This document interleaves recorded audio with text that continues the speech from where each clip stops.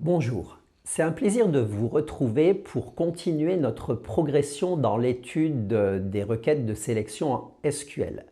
Aujourd'hui, nous allons voir comment intégrer des fonctions statistiques dans une requête.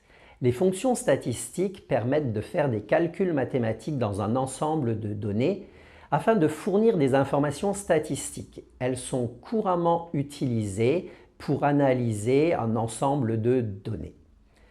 La première des fonctions dont je vais vous parler est la fonction max qui, comme son nom le laisse penser, permet de retrouver la valeur maximale présente dans une colonne.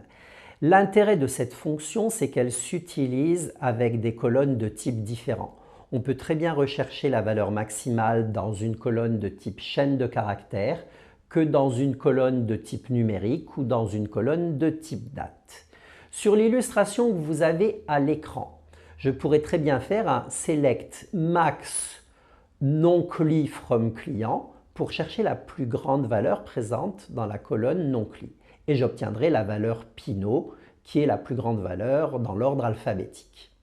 Si je fais la même chose sur la colonne date de création, j'obtiendrai la valeur 2021-09-03. Alors vous voyez que cette valeur elle est présente deux fois, mais pour autant c'est bien la valeur maximale.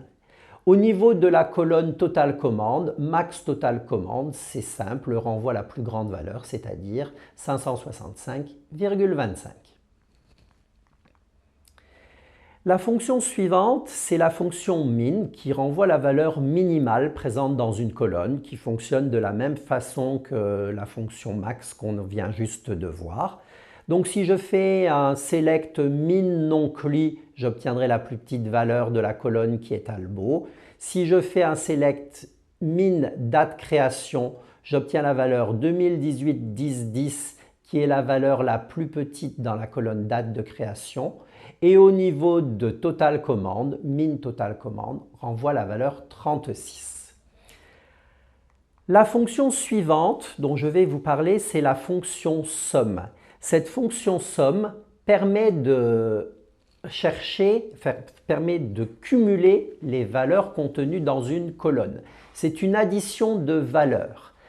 Faites attention, cette fonction s'utilise uniquement avec des nombres.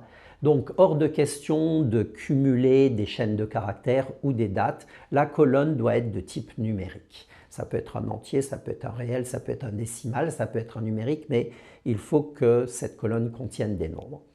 Sur l'illustration que vous avez à l'écran, si je fais un select somme de total commande from client, je vais cumuler les valeurs contenues dans la colonne total commande et ici j'obtiendrai la valeur 1223,25. La fonction AVG permet de calculer la moyenne arithmétique des valeurs contenues dans une colonne. Elle aussi s'utilise uniquement avec des nombres. Sur l'illustration qu'on a à l'écran, le select AVG de total command from client me renverrait la valeur 305,8125. Pourquoi AVG? Tout simplement parce que c'est l'abréviation de average en anglais. La dernière fonction statistique dont je vais vous parler est la fonction count. Cette fonction permet de compter des enregistrements. C'est une fonction de dénombrement. Si ici je fais un select count étoile from client, eh bien j'obtiendrai la valeur 4 car il y a 4 lignes à l'intérieur de la table présente à l'écran. Certains étudiants confondent parfois la fonction count avec la fonction somme. Pourtant, ça n'a pas lieu d'être. Lorsqu'on veut additionner des valeurs présentes dans une colonne, c'est un somme qu'il faut faire. Lorsqu'on veut compter des enregistrements qui vérifient éventuellement certaines conditions, c'est la fonction count étoile qu'il faut utiliser. On peut à la place de étoile mettre le nom d'une colonne. Techniquement, c'est possible. Mais la fonction count dénombrant des enregistrements, la plupart du temps, c'est count étoile que l'on trouve dans une requête. Je vais maintenant vous parler de la clause group by. Cette clause group by permet de disposer les lignes d'une table en groupe. C'est une clause indispensable lorsqu'on utilise des fonctions statistiques dans une requête. Et il y a une règle obligatoire qui s'applique de manière systématique lorsqu'on a des fonctions statistiques dans une requête. Cette règle nous dit la chose suivante. Toute requête qui contient une fonction statistique intègre une clause group by s'il y a d'autres colonnes derrière le mot select que la fonction statistique. On va tout de suite l'illustrer. Vous avez ici une table timbre. Si je fais un select pays émetteur, count étoile from timbre, group by pays. L'objectif de cette requête, c'est pour chaque pays de compter le nombre de timbres qu'il a pu émettre. Donc, le SGBD va regrouper à nom de pays identique les enregistrements les uns derrière les autres pour pouvoir ensuite les dénombrer. Ainsi, ici, l'Allemagne est présente une seule fois, donc il afficherait Allemagne 1. La France est présente 5 fois, donc il va afficher France 5. Et le Royaume-Uni est présent 2 fois, donc il affiche Royaume-Uni 2. N'oubliez pas que l'on peut aussi rajouter des conditions de restriction dans ce type de requête. Et je pourrais très bien écrire la requête select pays émetteur, count étoile from timbre, where vente ID égale 405, group by pays émetteur. Ça veut dire que je veux la même chose que dans la requête précédente, mais en me limitant aux timbres qui ont été vendus lors de la vente 405. Eh bien ici, la France a vendu 3 timbres lors de la vente 405 et le Royaume-Uni en a vendu 2. La syntaxe générale d'une requête de sélection devient donc select clause from table, ces deux mentions sont obligatoires, et puis après entre accolades, pour montrer que c'est facultatif, ça ne se met dans la requête que si on en a besoin, inner join table si on a besoin de faire des jointures, where condition si on a des restrictions à exprimer, group by clause, le group by se place systématiquement après le where, et pour finir le order by qui est toujours la dernière clause que l'on trouve à l'intérieur d'une requête. Alors, je vais maintenant vous parler de la clause having. On a vu la clause where. La clause where permet d'exprimer une condition de restriction sur les colonnes d'une table. Eh bien, la clause having permet de faire la même chose si la condition porte sur une fonction statistique. C'est très important. N'essayez pas d'écrire un where sur, je ne sais pas, where count étoile supérieur à 10, ça ne fonctionne pas. Lorsque la condition de restriction porte sur une fonction statistique, elle s'exprime obligatoirement derrière le mot having. Alors on va passer à une illustration pour voir ça. J'ai ma table timbre comme précédemment. J'écris la requête select pays émetteur, count étoile from timbre, group by pays émetteur, having count étoile supérieur ou égal à 2. Ça veut dire que je veux toujours compter pour chaque pays combien de timbres il a émis, mais je ne veux afficher que les enregistrements pour lesquels le fameux compteur est supérieur ou égal à 2. Ça veut dire que le Royaume-Uni avec ses 2 timbres sera affiché, la France avec ses 5 timbres sera affichée.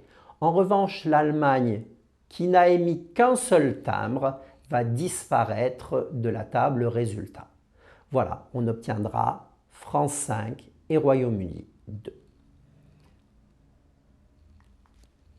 Si je fais cette fois la requête select pays émetteur count étoile from timbre where vente ID égale 405, group by pays émetteur having count étoile supérieur strictement à 2. Eh bien, au cours de la vente 405, la France a émis 3 timbres, elle sera donc affichée.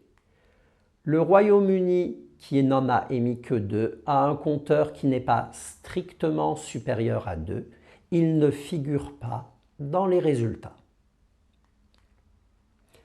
Alors, la syntaxe générale d'une requête de sélection devient donc select clause from table, ça c'est obligatoire.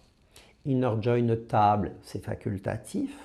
Where condition, c'est facultatif. Le group by clause se place là si c'est nécessaire.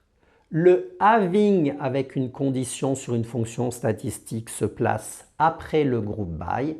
Et en dernier, on retrouve toujours notre order by. Alors, un petit rappel. Select count étoile from timbre where vente ID égale 405.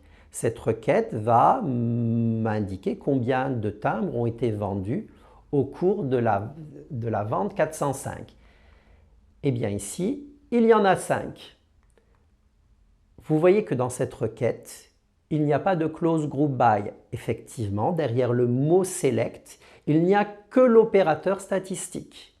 Donc, on n'a pas besoin d'une clause group by pour faire une requête de ce type-là.